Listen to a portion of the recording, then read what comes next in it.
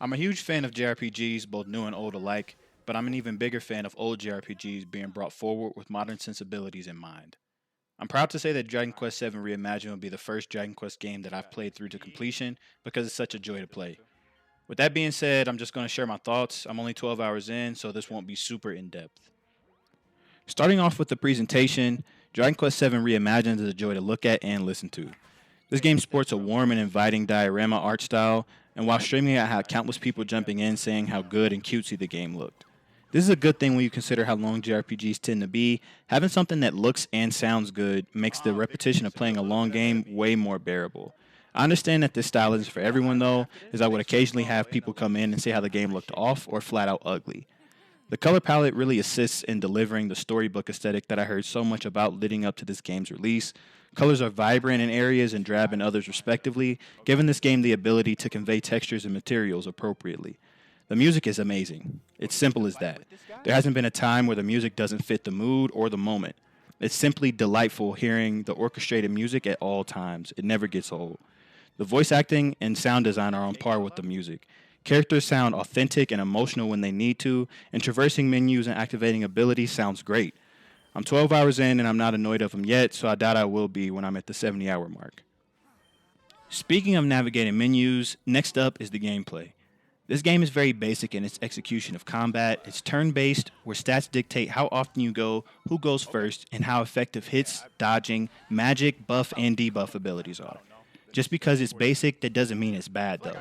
These animations are never tiring, in my opinion, and the system is solid and consistent. Where this game seems to shine is its vocations.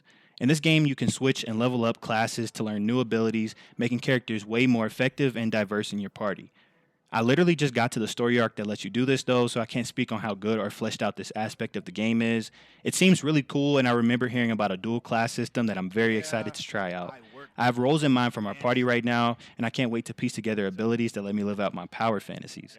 This game being a remake introduces so many features that make it way more digestible and welcoming to newer and modern fans.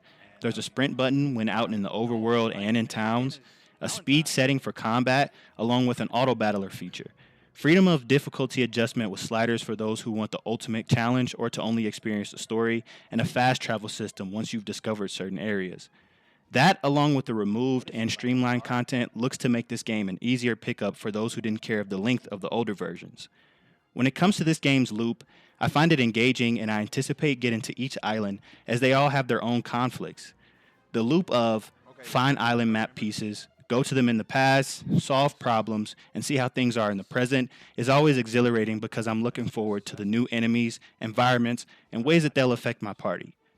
Additionally, I find enemy models and abilities cool because they have variations in colors, sure, but then there will be completely new enemies with different abilities that make me strategize ways to get past them in the most efficient way possible. Last but most certainly not least is the performance.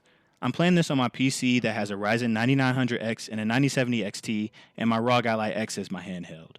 This has been a really good experience with very little issues. On PC, I noticed that there's some screen tearing and stuttering when playing the game with an unlocked frame rate, which is a non issue to me as I have it locked at 120 FPS, which is more than most people would need for this kind of game. On handheld, I'm playing at 17 watts and have the game on all medium settings, and I'm locked at 60 frames. I tried playing it on Steam Deck and couldn't get it locked to 60, but it was there most of the time. I've had people in my chat telling me that it runs beautifully on the Switch too, and that was my runner up platform with its versatility in mind. I've also heard that it looks and runs great on the PS5 and Xbox. I'm 12 hours into this game, and I fully anticipate on seeing this through to the end. It sucks that this game is coming out in a stacked month, let alone a stacked year, because I want to play this game all the time. I'm a one game kind of guy, and this will definitely be my main game up until Resident Evil 9 at the end of the month. If you were to ask me if I recommend this game, I'm going to say yes. If you love older style JRPGs with a large emphasis on its characters and storytelling, then it's a huge yes.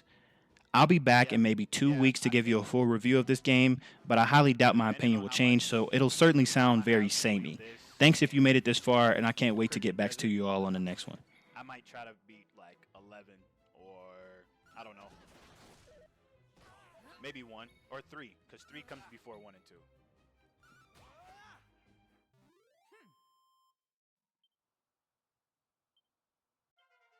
Okay. 2 levels, let's go.